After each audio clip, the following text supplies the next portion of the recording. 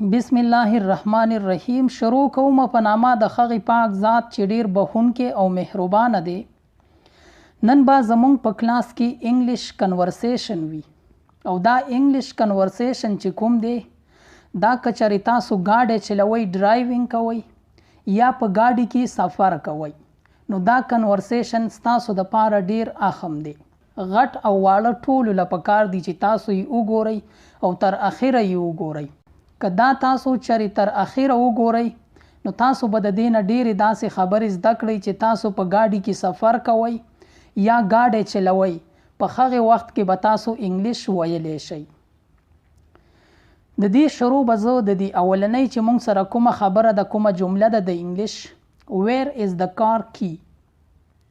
ویر از د کار کی مطلب دی د ګاډي چابي چرته ده، یعنی د ګاډي چابي په کوم ځای کې ده. ویر از د کار کی. کی وایي چابی ته. د ګاډي چابي چرته ده. ګورئ مخکې انلاک د کار ګاډی کولاو کا. انلاک د کار ګاډی کولاو کا. ګورئ دا بله خبره it will take 4 hours to reach the destination.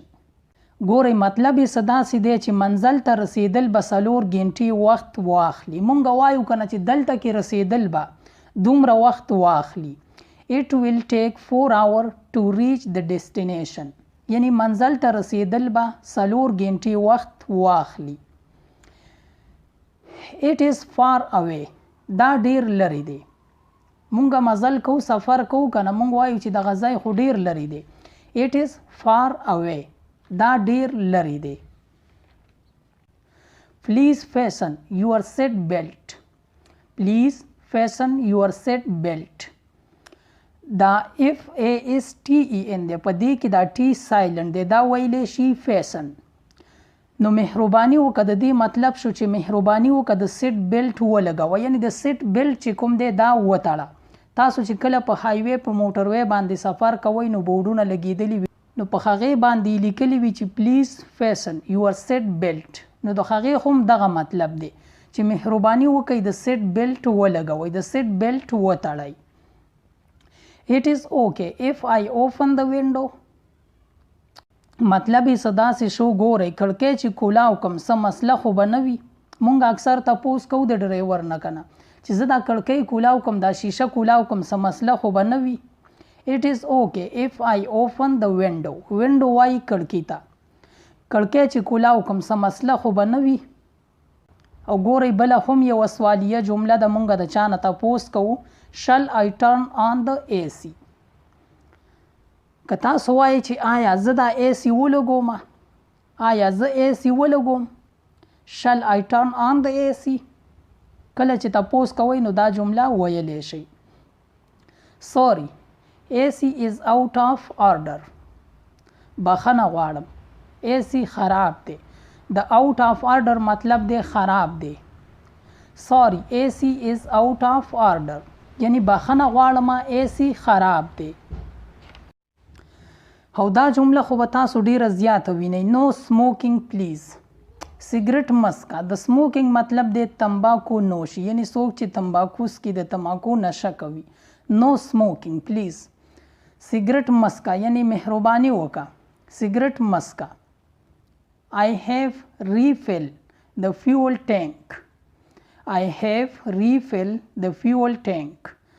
زه د تیلو ټینکی ډکوم، یعنی زه په ټینکی کې تیل اچوم. د ټینک مطلب دی ټینکی. مونږ ورته ټینکی وایو، په انګلیش کې ورته وایي ټینک. زه د تیلو ټینکی ډکوم. it is rush hour. د it is rush hour مطلب دی دا وخت ډیر رش دی. که تاسو چاته وایي چې دا وخت ډیر رش دی نو په انګلیش کې ویلی شئ it is rush hour. دا وخت ډیر رش دی. there is a traffic jam. traffic jam دی. there is a traffic jam یعنی traffic jam دی. we may get late due to traffic jam. مونږ کیدای شي د ټریفیک جام کېدو په وجه باندې ناوخته شو. مونږ وایو که نه چې هلکه ټریفیک ډیر زیات دی، رش ډیر زیات دی، کیدای شي چې مونږ د دې په وجه باندې لیټ شو، ناوخته شو. we may get we may get late due to traffic jam مونږ کېدی شي د ټریفک جام کېدو په وجه باندې ناوخته شو. ګورئ مخکې we need to take a U-turn مونږ له U-turn اخیستل پکار دي. تاسو به ګورئ په غټو روډونو کې U-turn وي، په هغې کې ګاډی واپسي کولی شي، یعنی بل طرف ته اوښتلی شي. نو دغې ته په انګلیش کې وایي U-turn. we need to take a U-turn یعنی مونږ له U-turn اخیستل پکار دي.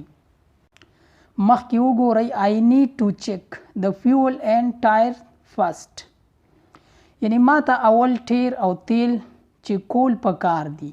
I need to check the fuel and tyres first ما ته اول ټیر او تیل چې کول پکار دي.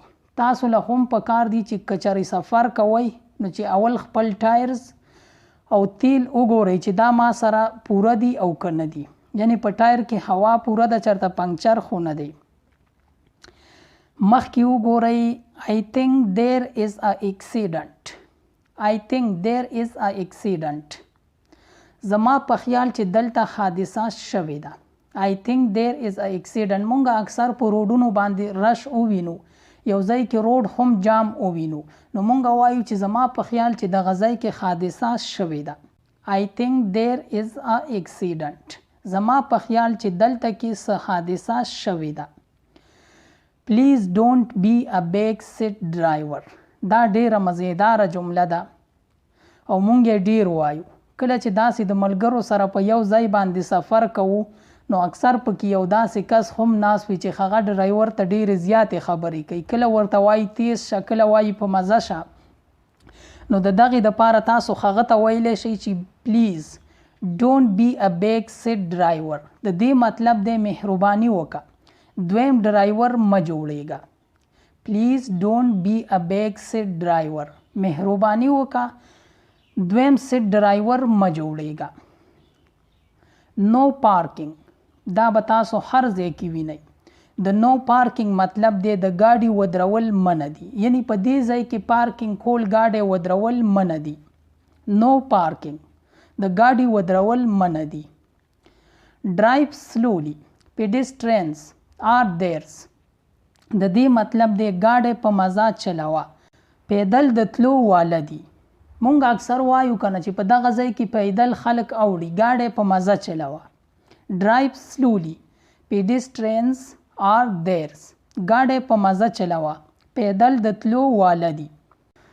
ګورئ د مخکې خبرې ته وګورئ لیمټ د سپیډ. this is a school zone. لیمټ د سپیډ یعنی سپیډ په سلو کا، په خپل لیمټ کې اوسه. دا د سکول ځای دی. this is a school zone. سپیډ کم کا، دا د سکول ځای دی. لیمټ د سپیډ this is a school zone. سپیډ کم کا، دا د سکول ځای دی. I think the tyre is losing air زما په خیال د ټایر نه هوا وځي. I think the tyre is losing air زما په خیال د ټایر نه هوا وځي. The tyre is flat. The tyre is flat که چېرې تاسو ته ټایر پنکچر وي او تاسو وایئ چې ټایر پنکچر دی. The tyre is flat. ټایر پنکچر دی. ګوره یوه بله خبره do not hang again and again. د hang مطلب دی ارن وخل، نو مطلب یې شو د do not hang again and again مطلب دی یعنی بیا بیا ارن مه وخه. مونږ وایو کنه چې بیا بیا ارنډونه مه وخه. do not hang again and again بیا بیا ارنډونه مه وخه. ګورئ اخیری یو جمله دوه مونږ سره پاتې دي adjust the side mirror. دا خبره هم ډیره زیاته کو چې د ساید والا شیشه صحیح کا، یعنی ساید ته شیشې لګېدلې وي، یوه د ډرایور ساید ته وي یوه د بل ساید ته وي. نو هغه بل ساید ته چې کومه وي اکثر ډرایور وایي چې adjust the side mirror. د دې مطلب شو چې د ساید والا شیشه صحیح کا. که تاسو چېرې ډرایوینګ کوئ او خوا کې در سره داسې کس ناست وي چې هغه په پښتو باندې نه پوهیږي نو تاسو ورته په انګلیش کې ویلی شئ adjust د سایډ میرر وای شیشې ته یعنی د سایډ والا شیشه صحیح کا پلیز سپیډ اپ مهرباني وکړه تیز شه پلیز سپیډ اپ مهرباني وکړه تیز شه یعنی دومره په مزه روان دي زمونږ خو د زړه وچو مهرباني وکړه لږ تیز شه پلیز سپیډ اپ اخیری مونږ سره چې کومه جمله پاتې ده هیټ د بریکس هیټ د بریکس مطلب دی بریک ونیسه مونږ ډریور ته وایو کنه چې بس دی بریک ونیسه زه دلته کې کوزیږم هیټ د بریکس بریک ونیسه هم په دې ځای به د دې کلاس اختتام وکړم زه امید کوم چې د دې کلاس نه به تاسو ډیر څه زده کړي وي که ژوند وي بیا به راځم د یو بل کلاس سره ما هم په خپلو دعاګانو کې یاد ساتئ او تاسو چې هم چرته یئ الله مو ښاد آباد او بریالي ساته